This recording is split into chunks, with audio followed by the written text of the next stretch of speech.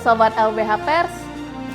Kali ini kita akan mendiskusikan tentang perlindungan narasumber yang menjadi elemen vital dalam proses penulisan berita. Sebagaimana kerap terjadi, banyak narasumber yang memberikan informasi penting dan sensitif kerap menghadapi ancaman kriminalisasi dan kekerasan fisik. Lantas, apa yang dapat dilakukan oleh wartawan dalam memberikan perlindungan terhadap narasumber? Mari kita diskusikan selengkapnya berikut ini.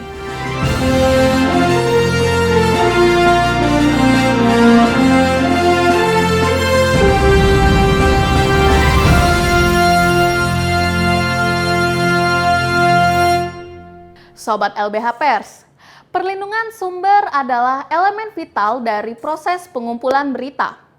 Berbagai badan internasional maupun regional telah merespon serta menyetujui dibuatnya kebijakan yang kokoh dalam mendukung perlindungan narasumber. Terkait dengan pers, seperti pengungkapan fakta yang telah diterangkan di bagian sebelumnya, maka wartawan atau jurnalis juga memiliki perlindungan untuk tidak mengungkapkan narasumbernya. Seperti yang dikemukakan oleh keputusan Mahkamah Eropa untuk Hak Asasi Manusia dalam Voskuil kelima Belanda, pengadilan berpendapat bahwa pemenjaraan seorang jurnalis yang menolak mengungkapkan identitas dari sumber rahasia adalah pelanggaran terhadap hak atas kebebasan berekspresi.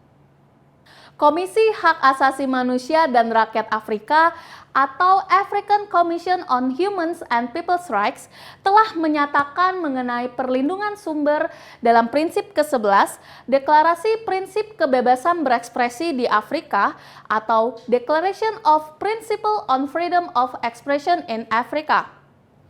Selanjutnya, Komisi Inter-Amerika untuk Hak Asasi Manusia atau Inter-American Commission on Human Rights juga telah mengadopsi perlindungan sumber sebagai bagian dari Deklarasi Prinsip Kebebasan Berekspresi atau Declaration of Principle on Freedom of Expression.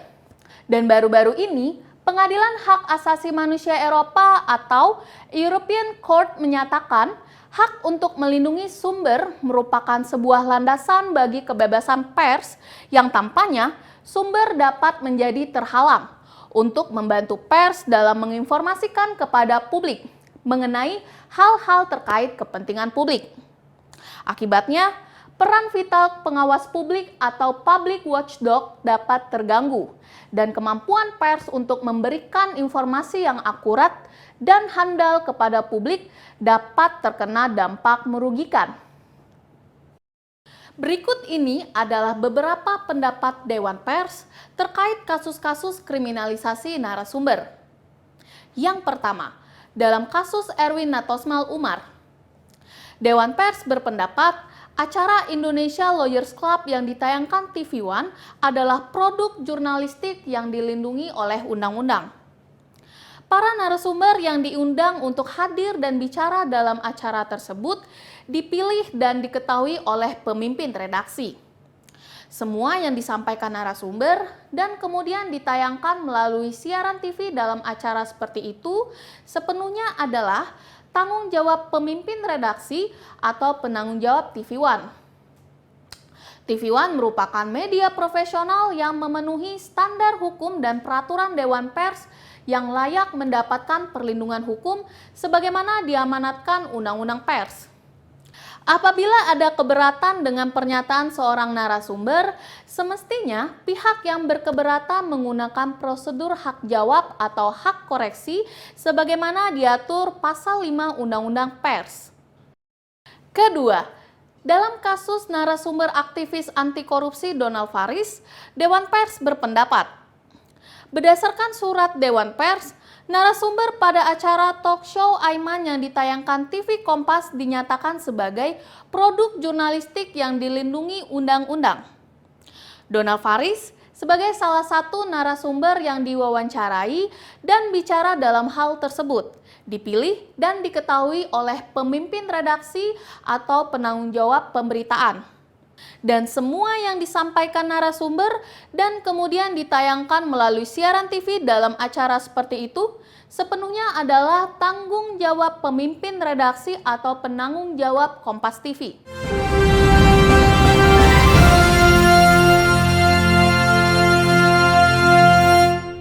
Sobat LBH Pers, lembaga pers mempunyai hak tolak dalam rangka melindungi kerahasiaan narasumbernya. Dalam rangka melindungi narasumber, Dewan Pers telah mengeluarkan peraturan mengenai ketentuan dan penerapan hak tolak serta pertanggungjawaban hukum sebagai berikut.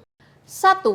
Wartawan sebagai warga negara yang taat hukum secara prinsip wajib memenuhi panggilan lembaga penyidik untuk diperiksa atau menjadi saksi dalam pengadilan. Wartawan, berdasarkan sifat profesinya, memiliki hak tolak, yaitu hak untuk menolak mengungkapkan nama dan atau identitas lainnya dari sumber berita yang harus dirahasiakan seperti diatur dalam Undang-Undang tentang Pers. Namun, hak tolak ini tidak berarti lembaga pers menolak pemanggilan untuk didengar keterangannya oleh pejabat penyidik.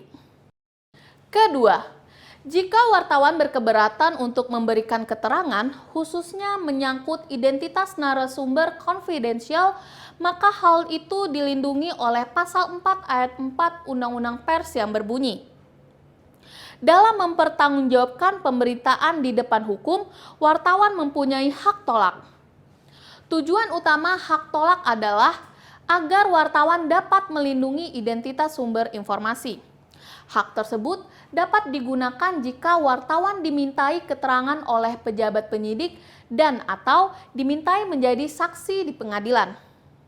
Ketiga, selain diatur dalam Undang-Undang Pers, dasar hukum hak tolak juga terdapat dalam Pasal 50 KUHP yang menegaskan bahwa mereka yang menjalankan perintah undang-undang tidak dapat dihukum. Dalam menjalankan tugas jurnalistik, pers menjalankan amanat Undang-Undang Pers, sehingga berkonsekuensi tidak dapat dihukum ketika menggunakan hak tolaknya. Sementara Pasal 170 KUHP berbunyi, mereka yang karena pekerjaan, harkat, atau jabatannya diwajibkan menyimpan rahasia, dapat minta dibebaskan dari kewajiban untuk memberi keterangan sebagai saksi, yaitu tentang hal yang dipercayakan kepada mereka. Keempat, dalam hal adanya dugaan pelanggaran hukum terhadap karya jurnalistik, pertanggungjawaban hukum ditujukan kepada penanggung jawab institusi pers yang bersangkutan. Merujuk pada Undang-Undang Pers Pasal 12, yang dimaksud dengan penanggung jawab adalah penanggung jawab perusahaan pers yang meliputi bidang usaha dan bidang redaksi. Dalam hal pelanggaran pidana yang dilakukan oleh perusahaan pers, maka perusahaan tersebut diwakili oleh penanggung jawab. Apabila pihak kepolisian menerima pengaduan perkara pidana menyangkut karya jurnalistik, maka menurut Undang-Undang Pers tidak perlu menyelidiki siapa pelaku utama perbuatan pidana, melainkan langsung meminta pertanggungjawaban dari penanggung jawab sebagai pihak yang harus menghadapi proses hukum. Demikianlah kawan-kawan pembahasan kita kali ini menyangkut perlindungan narasumber. LBH Pers masih akan kembali hadir dengan tema-tema lainnya untuk kawan-kawan semua. Saya, Mona Ervita, sampai jumpa.